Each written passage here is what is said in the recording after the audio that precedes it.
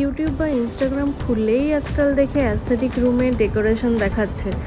তো এই অ্যাস্থেটিকের মানে আমি আগে জানতাম না, তো গুগল করে জানতে পারলাম এই অ্যাস্থেটিকের মানে হচ্ছে গিয়ে বাংলায় যেটা আমরা চারুকলা বলি সেই।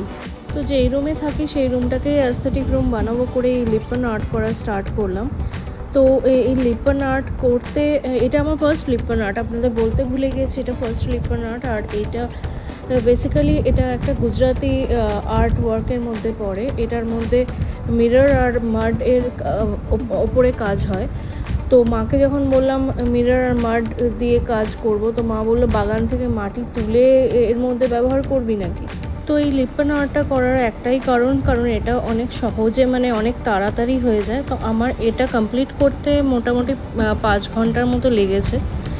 প্রত্যেক দিন একটু একটু করে করেছি, সময় দিয়েছি অফিসের কাজের পরে।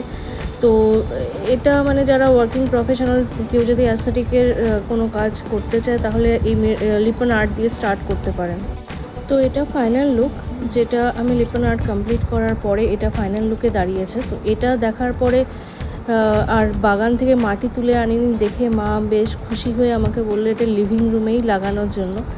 তো এখন আমি আমার রুম ছেড়ে লিভিং রুমটাই ডেকোরেশন করব।